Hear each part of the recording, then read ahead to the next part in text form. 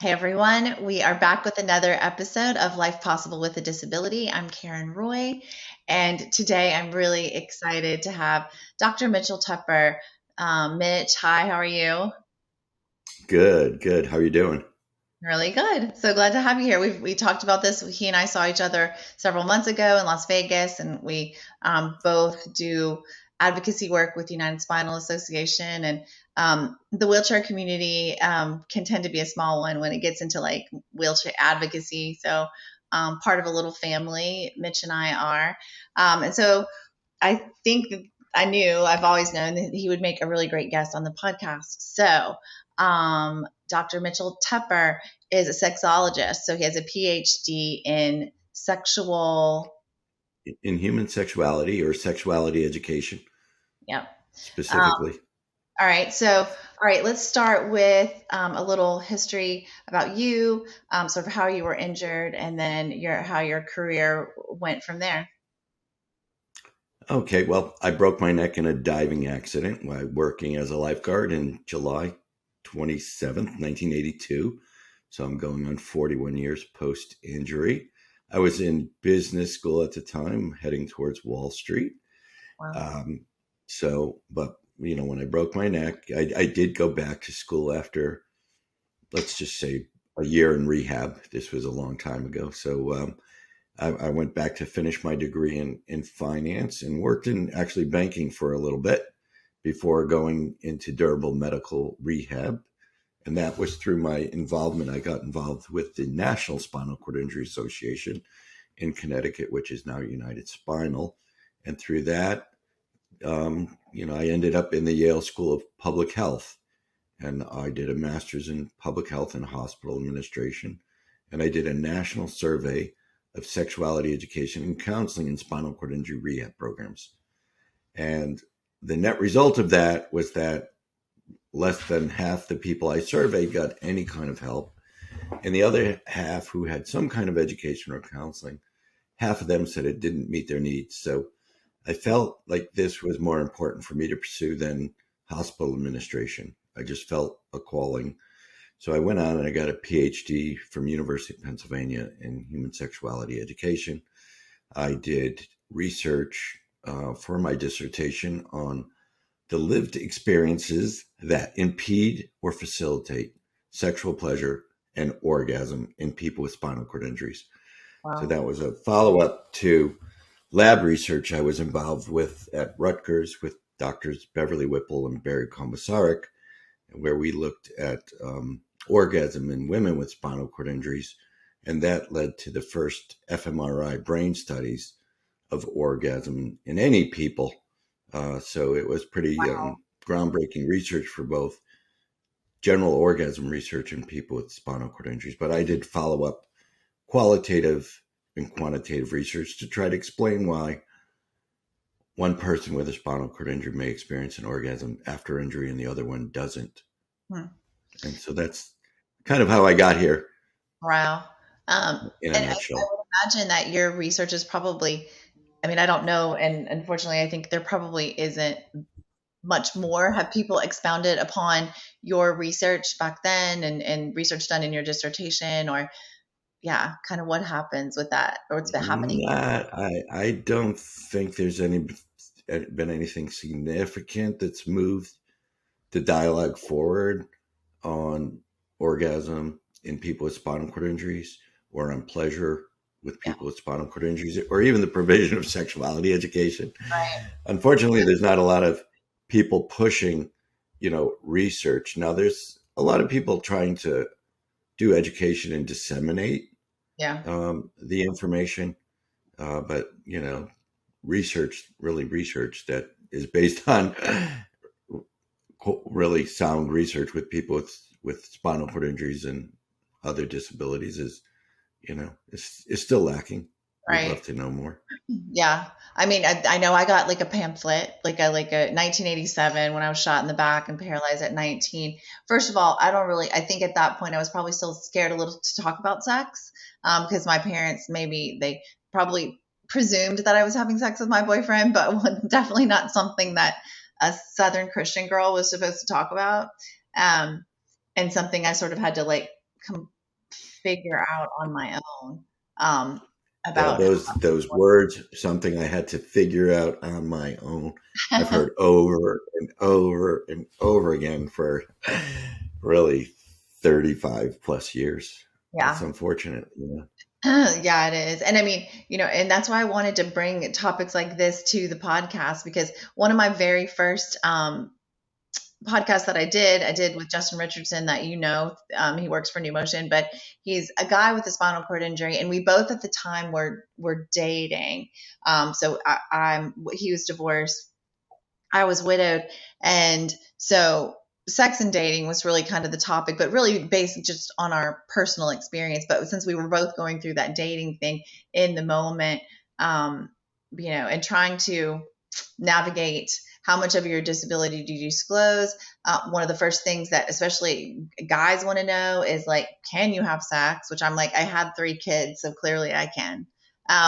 Yeah, because the first thing people will ask, like, oh, you have kids, like after, as if that's like such a foreign, crazy thing. And I'm like, yep, and then like, well, how did you get pregnant? And I mean, this is people in the elevator, and I'm like, Yeah. probably the same way you did. Like it involves, all the same parts. And granted, as you talk about, and we're going to get to it, but you've recently done a documentary, Love After a War, where we're talking about people who were injured in combat, and they come home with the physical, emotional, psychological, and spiritual scars that happen when you're in combat. And that, some of those things apply to all of us who uh, become disabled, and then have to navigate our relationships after that. And so many times, I know in rehab that I was one of the only females. Obviously, statistically speaking, there are fewer people with spinal cord injury for sure. Then there are fewer females than males, but Mhm. A lot of their partners left them in rehab. I mean, they didn't even make it out of Mhm. rehab before they were like, their partners were filing for divorce. So, I don't know if you want to speak a little about how, like, what you did in your career prior to the documentary, and then let's get into Love After War, and how you got there. So, for what you said about your partner leaving you, or people's hearing Well, other women whose mine, partners lucky left mine, them, yeah. yeah, left them in rehab. So, I talked to a lot of people and asked them about their, what their experiences was like for sexuality after their injury, and they said it's not the same, it's not normal. And then, you know, asked them to tell me about um, their first experiences, right? And often that was with masturbation, um, or it was with a partner that left them or cheated on them or avoided having sex with them. And so it was after that, the first experience was after that. But it left people in this place where sex is pointless. Why bother? So either it's changed, it's not the same, or, my partner abandoned me, which is really not uncommon in the stories with at least women. Because in the beginning, my research, that was from research I did with Beverly and Barry. So Komisaruk, Beverly, Whipple, when we were doing the orgasm research in the lab, I did qualitative research to kind of understand more about the lived experience with just women before I did it with women and men. So unfortunately, that's very common, and that could shape that lived experience of being abandoned, or even if they don't abandon you, if they cheat on you, or if they avoid having sex with you, can leave these fantasies that we have. Because after, I say fantasies because after injury, it's not the same, it's not normal, Mm-hmm. and we don't have a good vision of our sexual future. And then we have something happen that reifies that confirms it, All that right. leaves us more solidly in this belief that it's pointless. Why bother? No one's ever going to love me like this. And, Right. that sets you up for failure until something happens to prove otherwise, Yeah. And I mean, it's so important. So we talk about like having gone through COVID recently, and just the importance of, I mean, touch in general. and how that affects you psychologically and your just adjustment to the world, and then your self-esteem and all of those things. Um, it's, as you said, I was like, so, because at first I was wondering if you were, it was psychology or sexual health that your PhD was in, and you said it's not. I'm not a mental health professional, which is insane because you can't extract sexuality and the importance of sexuality from a person's mental health. Yeah, and I said I should have corrected myself and say I'm not recognized as a mental health professional because sexology isn't recognized as a profession, and hence it's left out of most both physical and mental health treatment, right? So there's not typically a sex therapist and I'm not a sex therapist, I'm a sex educator and counselor. At Right. least certified sex therapists should have an underlying degree in mental health so they could sort Right. out the mental health issues from the specific sexual health issues. So when So I did yeah, unfortunately, it's it's not recognized and it's often overlooked yeah. in rehab. Well, and I mean, I think that got to watch the documentary, and you make a lot of the people who had gone through war, came back injured, and these couples talk about how this wasn't spoken about at all. When I got ready to do my research, I've written an article about sexuality. I did that previous podcast just based on our own experiences about dating with a disability and sex. It briefly touched on sex. Um, but there your videos popped up, right? So you were like kind of a pioneer, and we both were injured. I was 35 years ago, you're like 40 years ago. So Yeah, the videos and the things, like if you look up sex and spinal cord injury, your stuff is going to come up. So like I didn't even yeah. realize. Yeah, and That was thank you. my sex and paralysis video series. So yeah, I did a bunch of short vignettes. They're between 4 and 8 minutes, and they're demonstratable. They demonstrate, and you could follow them. So they're meant to be very instructive videos, short and instructive videos. Yeah, they're still up there on Yep, drmitchelltepper.com. right. Unfortunately, YouTube keeps taking them down. So Really? Because I want to say that yeah, that's where even I though probably found them. Because some of them are up there, but they have a thing about taking serious sexuality stuff down. So with all no the other one is stuff, nude, right? Right. You could have Miley Cyrus nude on a wrecking ball, yeah, and you have a woman in pajamas with her partner in yeah. pajamas demonstrating sexual positions, and down it goes. Wow. And that's, yeah, really Yeah. unfortunate because even though, like, because I'm the female, and but just sort of, even if it's not exactly your situation, right? Everybody's disability is different.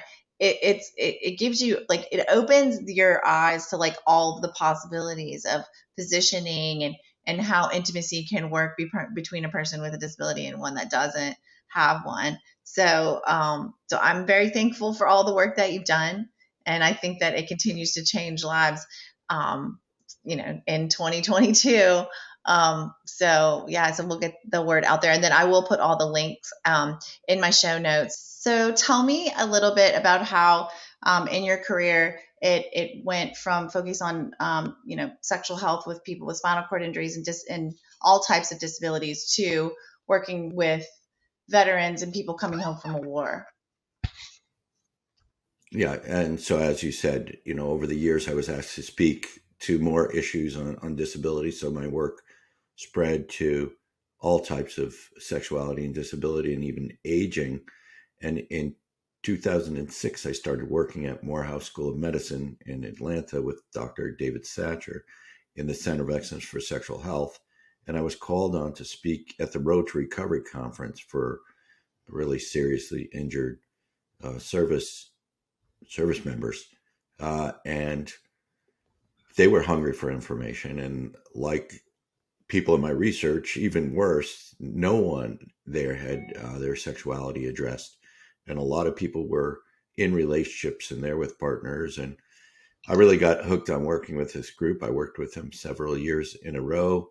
And, Dr. Satcher let me, focus more on injured veterans. We did a national conference in 2008 called Wounded Troops and Partners, Supporting Intimate Relationships. And after that, I worked with Charlie Norwood, the Augusta VA, helped them develop their marriage enrichment programs.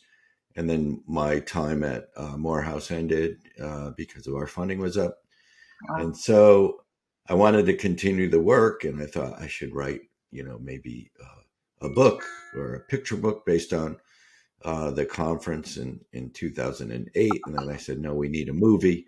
And eventually I got around to recruiting people and doing Love After War, Saving Love, Saving Lives, Yeah, that's amazing. because they're dealing with the same thing as everyone else after injury. And so I did my best to recruit folks with all types of disabilities. So we have one person with a spinal cord injury, shot several times, so he's got other injuries too. We have someone shot through the face, so he's blind in both eyes. We have somebody who stepped on a bomb, so he lost both legs and fingers. He's got a little mild brain injury and lost a testicle and third. We have another guy with a lot of invisible injuries, even though he has orthopedic injuries, spine injuries, resulting in incontinence, ED, and foot drop. He's still walking around, and PTSD was the bigger issue. We have a woman, his partner, who dealt with military sexual trauma. So we have all, and Manny, who was burned 85% of his body, saving another Marine from a fire. So I tried to get all types of disabilities there. So we do have, it's not focused on. We have hearing loss there. We have, loss of sight. And as I said, both invisible and visible disabilities. So I think you did a great job of the diversity of people coming home with injuries and different type of disabilities, whether they're visible or invisible. And yeah, and you picked some. and unique challenges, because people always think about sexuality and problems only as erectile dysfunction. But there was ED in a couple of stories. There was difficulties having children in a couple of the stories, and so then there's the role of parenting.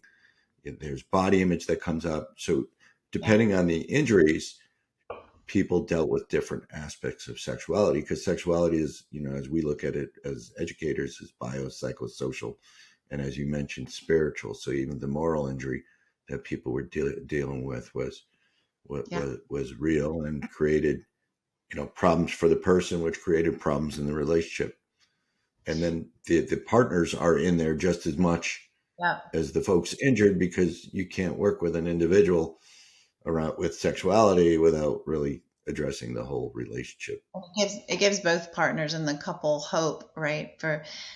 So you address all of those issues, and then I like your bigger vision for the documentary, because obviously it takes an army of mental health professionals and people that have been trained. So I'm a social worker, so I'm a licensed clinical social worker in Louisiana, and so a mental health professional, but talking about sexual issues again in grad school is not something that we delve into much at all. So it would take specific training, almost an army of people with this specific training to help these people. So tell us a little bit about your vision for what this can become.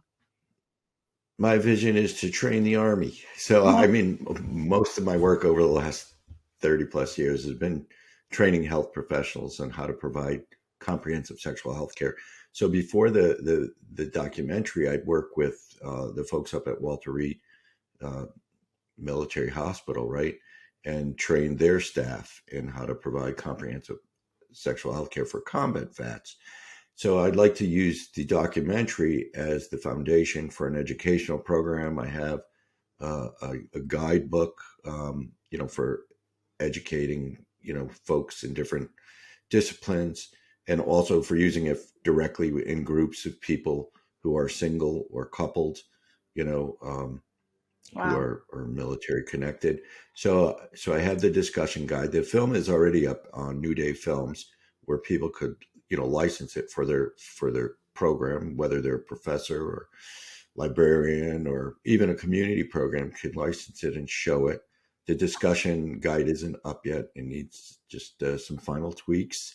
Okay. And then I'm looking for some corporate sponsors to get it on PBS because it's already approved to be on PBS.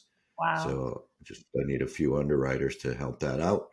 Yeah, And hopefully, early next year it will be on PBS.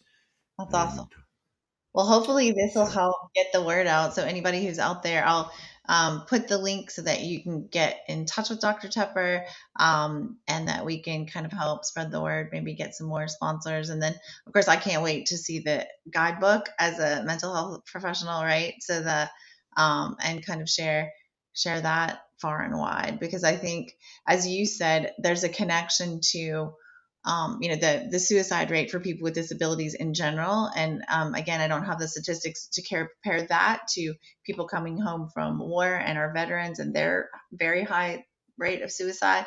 But when your foundation and the relationship that you like either were planning to come home to, right? If there was a relationship talk, but for a single person coming home with very little support, that intimate relationship is kind of, it's, I know when I was shot, and as a kid having the support of my parents, my family, and my boyfriend, we were still together for like 5 more years before we broke up, and it was really more my decision at that point.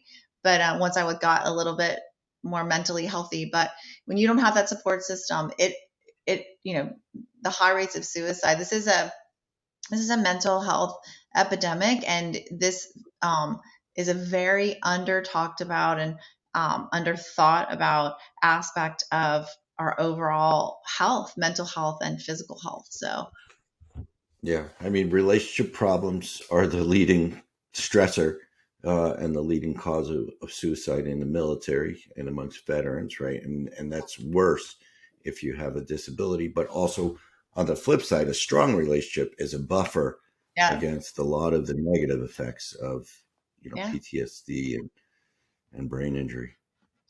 Well, So, I'm just excited, and I hope that I'll make sure all of this information is in the show notes, and I hope somehow that this just reaches a few people that help spread the word and get it out there. And thank you for all of your work, because it's definitely, um, luckily I think.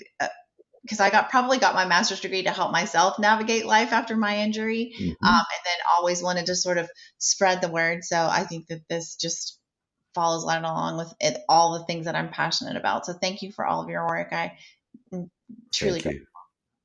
All right. Thanks for sharing it. All right. Have a great day.